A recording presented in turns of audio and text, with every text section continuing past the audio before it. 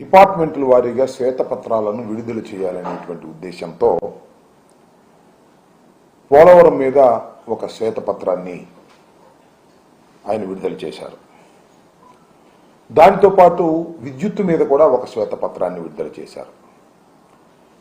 దానికి కూడా మా పార్టీ వైపు నుంచి చాలా క్లియర్గా ఆయన చెప్పినవన్నీ కూడా అసత్యాలని, ఆయన రాజకీయంగా జగన్మోహన్ రెడ్డి గారిని, మా పరిపాలనని దెబ్బకొట్టేందుకు, అన్పాపులర్ చేసేందుకు ఆ రకమైనటువంటి శ్వేతపత్రాలు, అసత్యంతో కూడుకున్న శ్వేతపత్రాలను రిలీజ్ చేస్తున్నారనే విషయాన్ని చాలా కూలంకషంగా పార్టీ వైపు నుంచి చెప్పడం జరిగింది.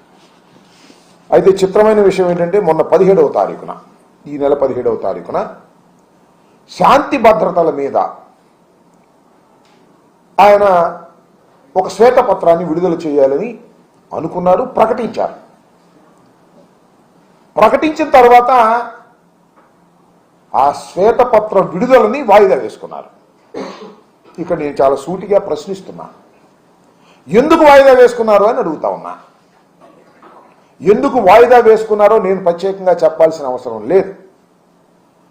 ఎందుకంటే 5 సంవత్సరాలలో వైఎస్ఆర్ కాంగ్రెస్ పార్టీ పరిపాలన చేసినప్పుడు మా మీద లా అండ్ ఆర్డర్లో సంబంధించిన విషయాల మీద వారు ఆరోపణ చేసినటువంటి ఆరోపణల కన్నా కూడా కేవలం ఈ 45-46 రోజుల్లోనే అంతకన్నా ఘోరమైనటువంటి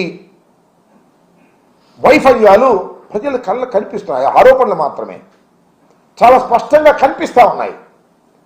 ఈ కనిపిస్తున్నటువంటి నేపథ్యంలో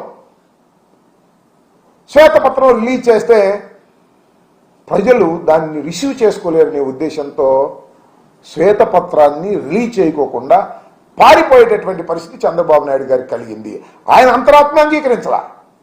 నేను ఈ పరిస్థితుల్లో శ్వేతపత్రం 5 సంవత్సరాలు మీరు ఘోరాలు చేశారు, పాపాలు చేశారు, నేరాలు చేశారు అని నేను చెప్తే ప్రజలు మీరేం చేశారు ఈ నెల 15 రోజుల్లోనో, ఈ 46 రోజుల్లోనో మీరేం చేశారని ప్రశ్నిస్తారనేటువంటి భయంతో ఆయన ఇప్పుడు ఏం చెబుతుందంటే, అసెంబ్లీలో మేము శ్వేతపత్రం రిలీజ్ చేస్తాం. మరి అన్ని అసెంబ్లీలు చేయొచ్చుగా, ఇక్కడ ఎందుకు చేయలేదు?